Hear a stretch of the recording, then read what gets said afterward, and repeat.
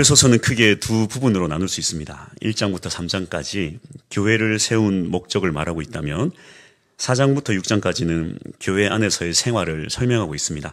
특히 이 1장에서 3장까지는 이 교회 세운 목적을 우리가 좀 살펴보면 하나님께서 창세 전부터 예수님을 통해 우리를 구원하실 계획을 세우셨고 또 그 계획대로 예수님께서 오셨으며 결국 예수 그리스도의 십자가로 우리 모두를 살려주셨고 또 더 나아가 교회를 세우셔서 결코 하나가 될 수 없는 유대인과 헬라인을 육체의 죽으심으로 하나가 되게 하셨습니다. 그래서 교회란 무엇인가?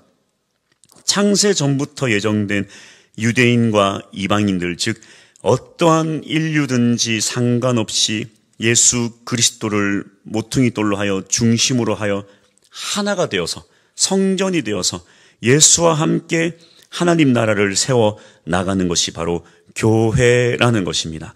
그런데 특이한 것은 원래 이 3장에서는 2절에서 13절까지는 나중에 추가가 된 내용이라는 것입니다.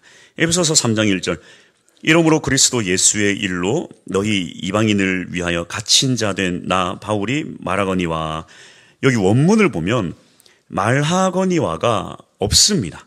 이게 우리나라 성경으로 번역될 때 추가된 것인데요.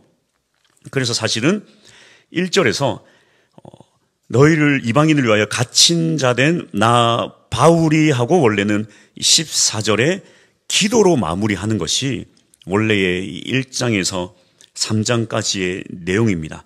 즉 교회를 세우신 목적에 대해서 구원의 경륜에 대해서 설명을 한 이후에 기도를 함으로써 이 첫 번째 단락을 마치고 두 번째 단락인 이 교회 안에서의 생활을 설명하는 것이 원래 내용이었지만 바울이 이후에 이 3장에서 2절부터 13절을 추가한 것입니다. 왜 그런가 하니 이 1절에 나와 있는 이 갇힌 자라는 자신의 상황 때문인 듯합니다. 지금 바울은 로마 감옥에 갇힌 상태인데요. 이 사실을 이 에베소 교인들에게 그냥 나는 감옥에 갇힌 자다 이렇게 말하고 넘어가기는 참으로 힘들었으리라 짐작됩니다. 왜 그렇습니까? 에베소 교회는 바울에게 있어서 가장 소중한 교회였기 때문입니다. 그는 로마로 압송되기 전 마지막 3차 전도 때에 세운 이 에베소 교회를 세웠으며 3년 가까이 오랜 기간을 머무른 곳이기도 합니다. 이후에 이 에베소 교회를 떠나서 예루살렘으로 갈 때에 이 예루살렘에는 고난과 죽음이 기다리고 있지만 주님의 명령으로 내가 이제 예루살렘으로 떠난다 이렇게 말할 때에 성도들은 눈물로 바울을 뜯어 말렸어요. 거기 가면 죽습니다. 거기 가면 죽습니다. 가시면 안 됩니다. 성도들은 눈물로 바울을 뜯어 말렸으며 바울도 밤낮 눈물로 너희들을 가르쳤다. 이렇게 서로를 향한 깊은 사랑을 확인한 후에 그들의 그 뜯어 말리는 그 만류도 다 불구하고 예루살렘으로 떠났기 때문입니다. 그리고 그들의 예상대로 바울은 모진 고난을 받았고 또 로마까지 압송되었고 결국 이제는 감옥에 갇힌 신세가 되어서 편지로 인사를 하고 있으니 이 갇힌 자라는 대목에서 쉽사리 그냥 넘어가지 못했으리라 짐작됩니다. 얼마나 에베소 성도들이 이 갇힌 자라는 대목에서 가슴을 아파할까요? 그때 끝까지 붙잡을 걸. 어떻게든 바울 선생님을 뜯어 말릴 걸. 그래서 바울은 이 갇힌 자라는 자신의 상황을 대변하듯이 지금 자신의 상황에 대해서 추가로 설명을 하고 있는 것입니다. 그래서 이 2절에서 13절의 내용을 한마디로 표현을 하자면 이것입니다. 나 괜찮다. 나 괜찮다. 이 괜찮다라는 사인을 어디서 찾아볼 수 있을까요? 바로 내게 주신 하나님의 은혜입니다. 나 괜찮다. 나는 여전히 내게 주신 하나님의 은혜로 산다. 이 은혜가 3번이나 반복되어지고 있습니다. 2절과 7절과 8절에 반복해서 하나님이 내게 부어주신 은혜 때문에 나는 괜찮다. 이 메시지를 전하고 있는 거예요. 그렇다면 바울이 받은 은혜는 과연 무엇일까요? 이렇게 갇힌 자가 되어서 언제 죽을지 모르는 사형을 앞두고 있는 이 사형수가 도대체 무엇 때문에, 그 은혜가 무엇이길래 나는 괜찮다, 그렇게 말하고 있을까요? 첫 번째로 다 같이 한번 읽어볼까요? 자, 시작. 청지기의 은혜를 받았다. 2절 말씀입니다. 너희를 위하여 내게 주신 하나님의 그 은혜의 경륜을 너희가 들었을 터이라. 여기 이 경륜이란 말은 오이코스 집과 네모 관리의 합성어입니다. 집을 관리하는 사람, 교회를 관리하는 사람. 그런데 지금 바울이 자신을 말하는 이 경륜은 단순히 집이나 교회를 관리하는 것이 아니라 하나님의 집, 즉 하나님의 뜻을 맡은 사람으로서 하늘의 청지기의 소명을 받았다라고 말할 수 있습니다.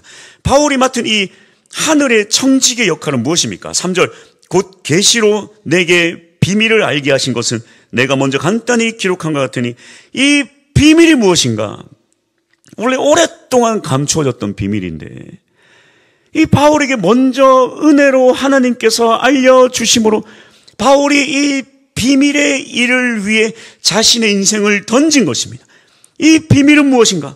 구약의 세계관에서는 감히 상상도 하지 못할 진리이자 은혜이며 예수 이전에는 그 누구도 바르게 이해하지 못했던 비밀입니다. 그래서 구약의 선지자들조차 흐릿하게만 알 뿐이지 완벽하게 알 수 없었던 비밀입니다.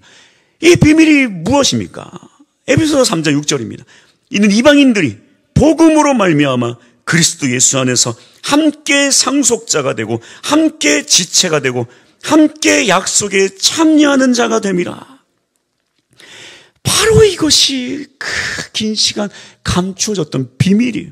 바로 이방인들도 복음을 받아들이는 것입니다. 여기 보면 이방인이 받아들이는 이 복음의 혜택에 대해서 함께라는 표현을 3번이나 반복하고 있는데요. 함께 상속자가 되고 함께 지체가 되고 함께 약속에 참여하는 자가 되는 것입니다. 이건 그저 단순히 말로만 하는 것이 아니라 율법의 이 법적으로 따지자면 유대인들과 동일한 법적 지위를 갖게 된다는 것입니다. 유대인들과 함께 상속자가 되고 유대인과 함께 지체가 되고 유대인과 함께 약속에 참여하는 자가 되는 것이다. 예수 그리스도를 믿음으로 구약의 유대인들만 누렸던 그 하나님의 상속자 기업을 함께 이어받을 상속자가 되는 거예요. 사인하는 거예요. 사인하는. 법적으로 상속자의 지위를 받는 것입니다. 동급이 되는 거예요. 동급. 유대인들이 첫 번째 급이고 이스라엘 백성들이 첫 번째 급이고 이방인들은 저 후발주자, 두 번째, 세 번째, 네 번째, 그런 의미가 아니에요. 유대인들과 이방인들을 차별하는 게 아닙니다. 구원은 받지만 이방인들은 유대인들과는 차별된다, 그런 뜻이 아니에요. 똑같다는 겁니다. 법적 지위가 동일하다는 거예요. 함께 상속자가 되고 함께 지체가 되고 함께 약속에 참여하는 자, 동일한 급이라는 거예요. 그러니까 이 국수주의와 시오니즘에 빠져서 아주 이방인 개 취급하고 저 이방인들은 지옥의 땔감 정도로만 생각하는 이 유대인들이 이 사실을 알고 나니까 이건 받아들일 수도 없고 말도 안 되고 용납도 되지 않는 아주 충격적이고 파격적인 내용이라는 거예요. 이 바울이 전하는 메시지가 그렇다는 겁니다. 이런 비밀을 바울이 먼저 깨닫고 예수님께서 십자가 지신 이유는 바로 이방인들을 구원하기 위함이다. 함께 상속자가 되고 함께 지체가 되고 함께 약속에 참여하는 자가 된다. 이런 놀라운 비밀을 바울이 이방인들에게 선포한 것입니다. 8일 만에 할례를 받고 이스라엘의 족속이며 초대 왕 지파였던 이 베냐민 지파이며 히브리인 중에 히브리인이고 율법으로는 바리새인이고 열심으로는 교회를 박해하고 율법의 의로는 흠이 없던 자였던 그런 바울이 이런 말도 안 되는 비밀을 전파했으니 얼마나 유대인들이 바울에게 아주 바득바득 이를 가며 죽이고 싶어 난리쳤겠습니까? 바울이 예루살렘으로 온다는 소식을 듣자마자 암살단 조직해서 바울을 죽이지 않으면 밥을 한 끼도 먹지 않겠다고 그렇게 암살단이 바울을 기다릴 정도로 얼마나 유대인들이 바울을 증오하고 미워했는지 몰라요. 왜? 우리는 유대인인데 뭐 이방인이 우리랑 동일하다고 같은 상속자라고 웃긴 소리 하지 마. 바울을 죽일 거야. 이게 바로 바울이 깨달았던 비밀입니다. 할렐루야. 그래서 여러분 어디 가서 속지 마세요. 뭐 이스라엘 백성하고 이방인하고는 좀 등급이 차이가 난다. 차이 안 나요. 우리 소고기가 아니에요. 우리 등급 차이 안 납니다. 우리 1등급이에요. 1등급. A++ 등급이. 할렐루야. 예. 이게 바로 구약에 감춰졌던 비밀이에요. 상속자예요. 상속자. 그렇게 내가 이 놀라운 비밀을, 이 소식을 너희와 에베소 교회 너희와 이렇게 이방인들에게 전하는 청지기로 살았으니 이 은혜가 얼마나 큰가. 그렇게 감춰졌던 비밀을 나에게 알려줬으니 얼마나 이 은혜가 큰가. 지금 내가 이렇게 갇힌 자로 있어도 이렇게 받은 은혜와 비교하면 이 갇힌 건 아무것도 아니다. 나 괜찮다. 이렇게 말하고 있는 것입니다. 할렐루야. 두 번째 바울이 받은 은혜는 무엇일까요? 한번 다 같이 읽어보겠습니다. 시작. 일꾼의 은혜를 받았습니다. 7절 말씀. 이 복음을 위하여 그의 능력이 역사하시는 대로 내게 주신 하나님의 은혜의 선물을 따라 내가 일꾼이 되었노라. 바울은 자신에게 주신 하나님의 은혜의 선물을 이렇게 소개합니다. 일꾼이 되었노라. 일꾼이라 함은 원어로 보면 디아코노스입니다. 하인, 종을 부를 때 이 디아코노스라고 불러요. 마태복음 23장 11절 보면 너희 중에 큰 자는 너희를 섬기는 자가 되어야 하리라. 이 섬기는 자가 디아코노스, 하인, 종의 의미입니다. 낮은 자리에서 종으로 섬기는 사람. 디모데전서 3장 8절 이와 같이 집사들도 여기 이 집사가 디아코노스입니다. 그래서 원래 교회에서 집사 직분을 받으시는 분들은 나는 종처럼 섬기겠다. 이 노예 계약을 좀 체결을 하고 집사 직분을 원래 받아야 돼요. 노예 계약. 근데 여기에 중요한 것은 나는 하나님의 종이지 사람의 종 아니다. 사람 안 섬긴다. 이건 잘못된 생각이에요. 아까 마태복음에서 예수님이 뭐라고 했습니까? 너희 중에 큰 자는 너희를 섬기는 자가 되어야 된다. 이 섬긴다. 종으로 하인으로 살아가는 이 집사 직분은 하나님뿐만 아니라 사람들을 섬기는 자가 되어야 돼요. 나는 집사 아닌데, 나는 권사인데, 나는 장로인데, 목사인데 다 집사 직분 깔려 있습니다. 깔려 있어요. 직분자이십니까? 오늘부터 종으로 사시기 바랍니다. 할렐루야! 자녀들이요. 만약에 부모님들이 집에서 대접을 받고자 한다면 집사님 아니십니까? 집사 직분을 받으면 종으로 섬겨야 돼요. 종으로 섬겨야 돼요. 바울이 이것을 자신이 받은 은혜이며 선물이다. 이렇게 말하고 있어요. 그래서 자신을 이렇게 표현합니다. 에베소서 3장 8절 모든 성도 중에 지극히 작은 자보다 더 작은 나에게 이 은혜를 주신 것은 여기에 쓰인 이 형용사는 최상급, 비교급 형용사입니다. 가장 작은 것보다 더 작은. 바울이 자신을 이렇게 표현하는데 이것은 거짓도 아니고 위선도 아니고 자기 비하도 아니라 이건 뭐냐면 하나님이 자기에게 보여주신 이 복음의 놀라운 비밀과 청지기의 사명과 일꾼의 선물에 비교하자면 어떻게 이렇게 보잘것없는 지극히 작은 자보다 더 작은 나에게 이런 놀라운 사명을 나에게 허락할 수 있는가? 도대체 내가 무엇이 간데 나 같은 자에게 이런 놀라운 일꾼의 자리를 허락하시는가? 감사의 찬양인 것입니다. 로마서 5장 20절. 죄가 더한 곳에 은혜가 더욱 넘쳤나니, 이거는 뭐 죄를 많이 지은 사람이 은혜가 넘친다, 그런 의미가 아니라 이건 또 비교 동사예요. 비교 동사를 사용해서 죄가 많다고 하나님의 은혜는 그보다 훨씬 더 넘치고 넘친다, 그런 의미예요. 내가 너무 죄가 많아서, 내가 너무 죄인이라서 나는 용서받을 수 없습니다. 아니다. 네가 아무리 죄가 많아도 하나님이 부어주시는 그 은혜는 너의 그 죄에 비하면 비교할 수 없을 정도로 넘치고 넘치는 게 하나님의 은혜다라는 의미예요. 도대체 자기가 무엇이간데, 도대체 내가 무엇이간데 이토록 놀라운 은혜와 비밀과 사랑과 능력을 이렇게 한없이 부어주시는가? 이렇게 은혜를 부어주시는가? 하나님의 은혜를 깨닫고 나니까 자신이 누리는 이 놀라운 은혜에 비해 원래 자기의 모습이 너무 하찮다는 거예요.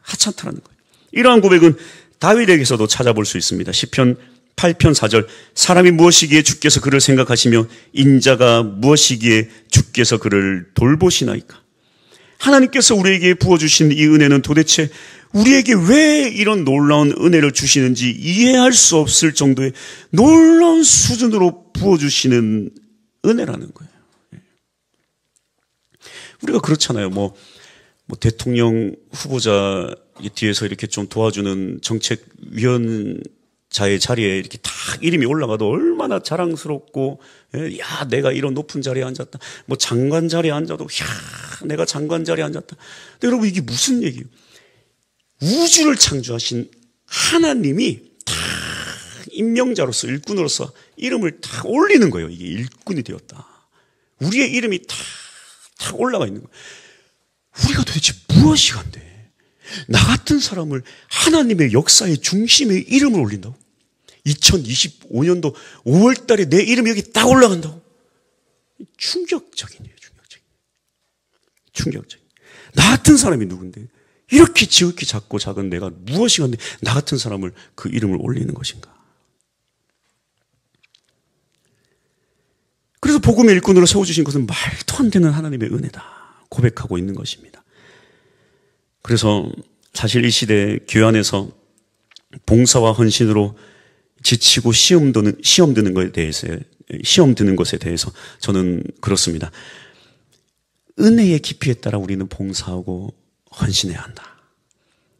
교회가 굴러가는 게 중요한 게 아니라 멈추는 한이 있더라도 놀라운 은혜와 감격으로 우리는 봉사와 헌신을 감당해야 된다. 그렇지 않는다면 이 교회의 봉사 헌신은 오히려 교회 공동체를 힘들게 하고 개인에게 시험이 되는 아주 고통으로 다가올 수 있습니다. 교회의 일이라는 게 참 그런데 어렵습니다. 어려워요. 예. 왜냐하면 시작은 은혜로 시작하는데요.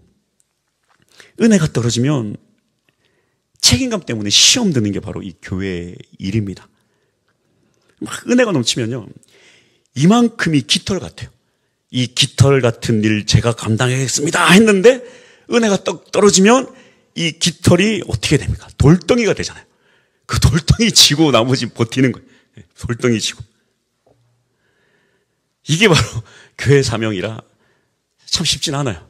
은혜 떨어지면 돌덩이 사역들.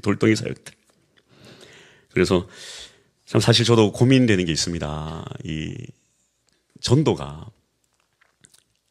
제가 와서 해보니까 토요일도 힘들고 주일도 힘들고 다 힘들어. 토요일 날 약속 잡아도 힘들어. 그러면 주일을 쉬운가? 주일도 어려워. 평일을 쉬운가? 평일은 불가능해. 그래서 이 전도를 멈출 수도 없고 하자고 했는데 대부분 못 나오시고 하면 이걸 해야 되나 말아야 되나, 해야 되나 말아야 되나 참 고민도 돼요. 깃털로 시작했다가 조금 시간 지나면 이게 돌덩이가 되는 거예요. 돌덩이가. 그렇다고 막 죽이네 살리네 할 수도 없는 노릇 아니에요. 그래서 제가 이 말씀을 준비하고 하면서 어제 하늘의 지혜를 얻었습니다. 이 돌덩이를 깃털로 만들자. 이 돌덩이를 깃털로 만들자. 남은 2주간은 이 돌덩이가 깃털이 될 수 있도록 남은 2주간은 전도 끝나고 맛집 투어 하자. 커피 아주 그냥 제일 마산에서 창원에서 좋은 자리에서 커피 한잔 하고 오자. 어제 그렇게 했어요. 저의 감춰진 맛집 리스트 하나 꺼냈습니다. 제가 일주일에 한 번씩 가는 짬뽕집 어제 오픈했어요. 기가 막힌 짬뽕집. 그 맛집 가서 짬뽕 한 그릇씩 하고, 아주 어제 마산 바다가 여러분 제주도 바다처럼 어제 보이는 그런 놀라운 기적을 여러분 모르시죠? 어제 마산 앞바다가 제주도 바다로 변신했어요. 제일 잘 보이는 마산 앞바다, 제일 잘 보이는 카페 와서 커피 한잔 하고 왔습니다. 깃털처럼 하려고 전도를 2주간 아주 이 깃털 같은 전도 앤 맛집 투어 동참하십시오. 그래서 전도 나오실 때 토요일날 약속 잡지 마시고 나와서 전도 힘써 하고 2주간 신나게 한번 은혜를 나눠봅시다. 할렐루야. 많이 나오는 그런 얘기입니다. 네. 식사를 하니까 안 나와야 돼. 그렇게 하지 마시고 나오세요. 네. 감사합니다. 교회 오시는 무조건 은혜로 가야 돼요. 은혜로 가야 돼요. 무거운 돌덩이 들고 이거 할 수 있는 게 아니에요. 다시 주님의 은혜를 되찾을 수 있는 우리 모두가 될 수 있기를 축복합니다. 또 바울이 하나님께 받은 은혜는 무엇인가? 세 번째 같이 한번 읽어보겠습니다. 시작. 전도자의 은혜를 주셨다. 하나님께서 바울에게 은혜를 주신 이유는 무엇인가? 8절 말씀. 모든 성도 중에 지극히 작은 자보다 더 작은 나에게 이 은혜를 주신 것은 측량할 수 없는 그리스도의 풍성함을 이방인에게 전하게 하시고, 이것이 바로 하나님이 은혜를 주신 목적입니다. 이방인에게 복음의 사역을 전하게 하려. 9절. 영원부터 만물을 창조하신 하나님 속에 감춰졌던 비밀의 경륜이 어떠한 것을 드러나게 하려 하심이라. 무슨 예수 믿는다고 다 해결되냐? 왜 맨날 교회만 나오라고 그러냐? 이런저런 비난의 화살이 쏟아져도 예수가 구원자임을 복음을 통해 드러나게 하는 것이 바로 우리가 받은 이 은혜를 받은 이유라는 것입니다. 교회와 성도는 바로 이 일 때문에 존재하는 공동체입니다. 10절. 이는 이제 교회로 말미암아 하늘에 있는 통치자들과 권세들에게 하나님의 각종 지혜를 알게 하려 하심이니, 참 놀라운 말씀이죠. 여기에 이 하늘에 있는 통치자들과 권세들은 참 논란이 많은 구절입니다. 이거를 해석하기가.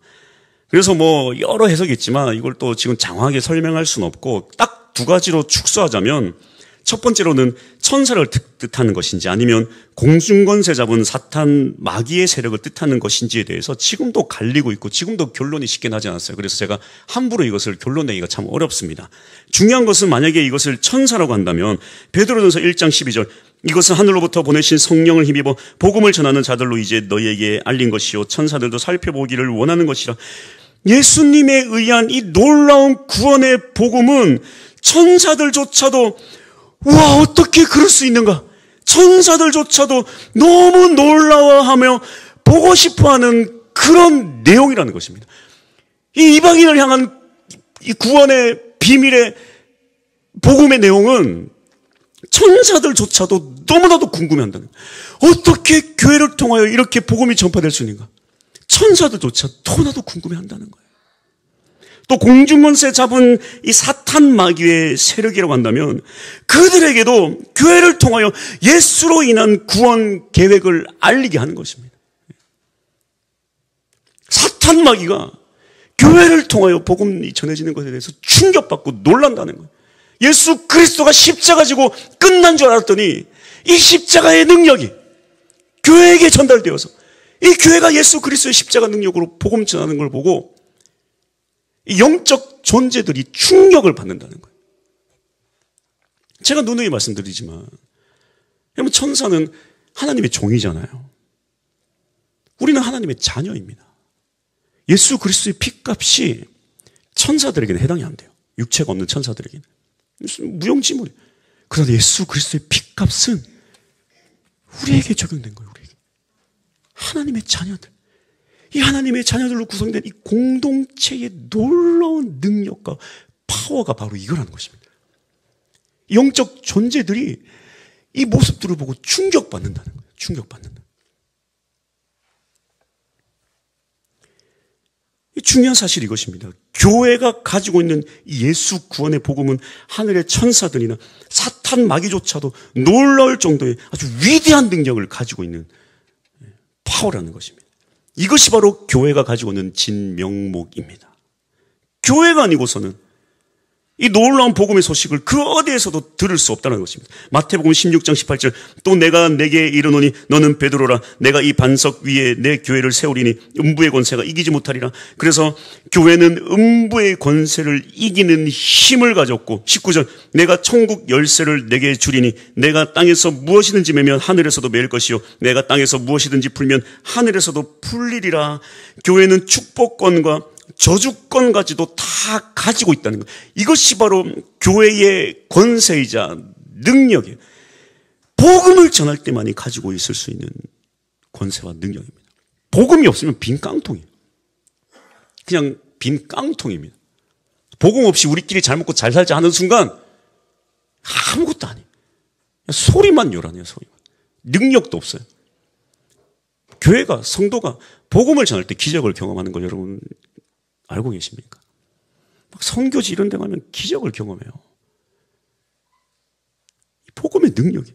내 인생에 왜 기적이 없는가? 복음이 없으니까 기적이 없는 거예요. 복음을 전하면 기적을 경험합니다. 원리예요, 원리. 결론입니다. 바울은 복음을 전하고 교회를 세우다가 로마 감옥에 갇혔습니다. 그는 자신의 모습에 낙심치 말 것을 권고합니다. 13절 그러므로 너희에게 구하노니 너희를 위한 나의 여러 환난에 대하여 낙심하지 말라. 이는 너희의 영광이니라.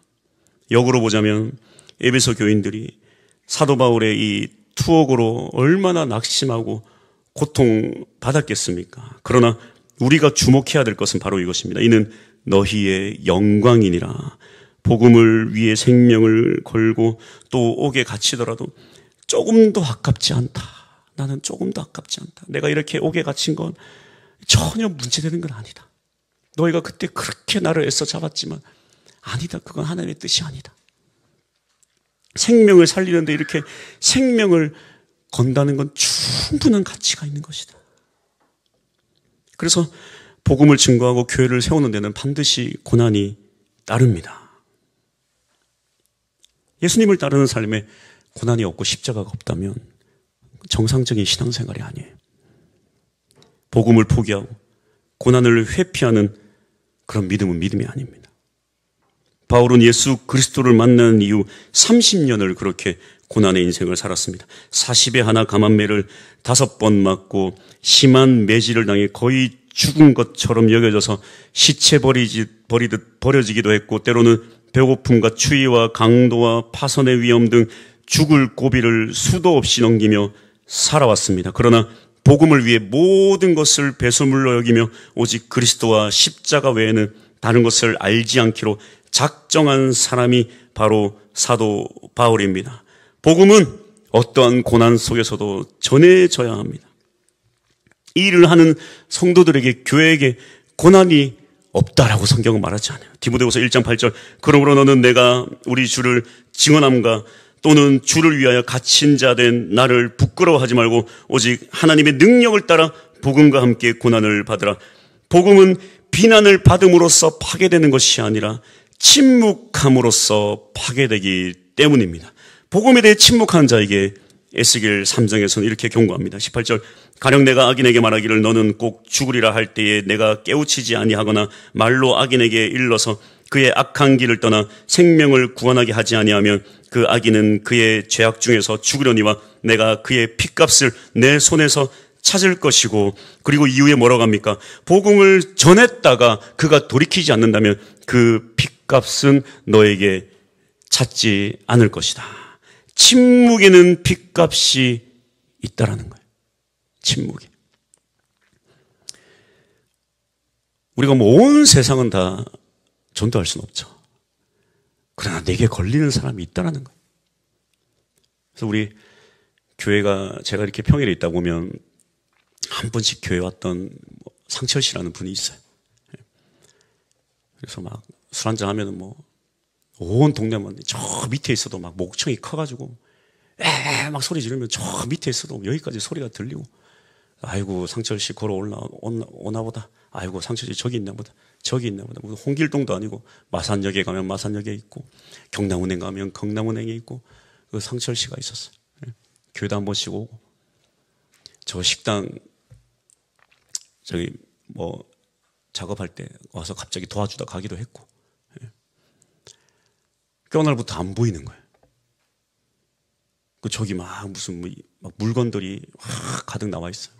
느낌적으로 제가 깨달았어요. 뭔가 일이 생겼나 보다.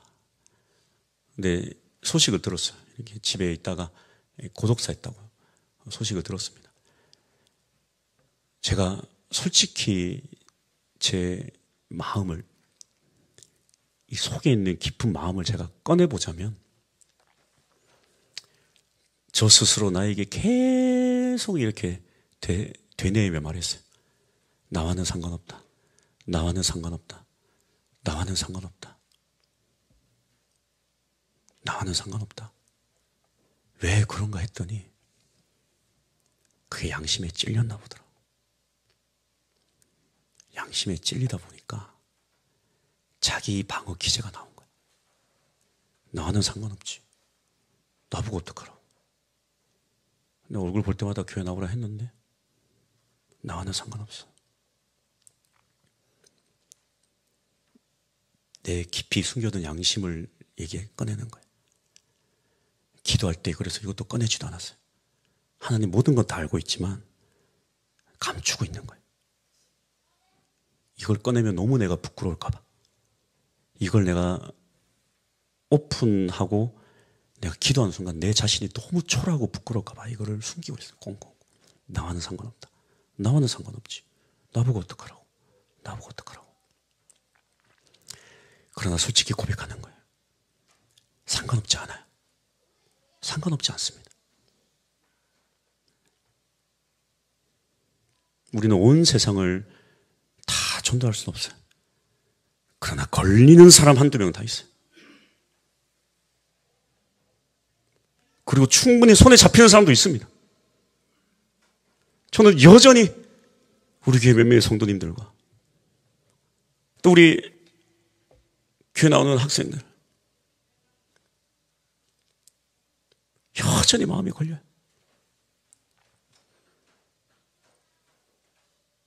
그건 그 빚값은 우리 책임입니다. 적어도 온 세상을 우리가 석정동 전체를 우리가 어떻게 할 수 있겠냐마는 적어도 내 마음속에 걸리는 그 한 명은 그 빚값은 우리 책임이라는 거.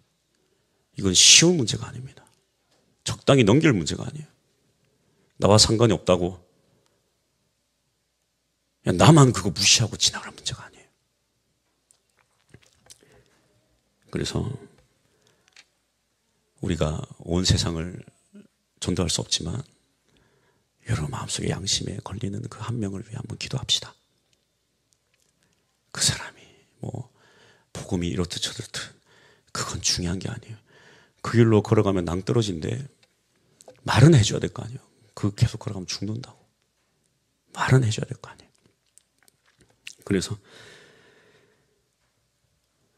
이 고통의 문제를 해결할 유일한 방법은 우리가 한 영혼을 품고 기도하는 것입니다.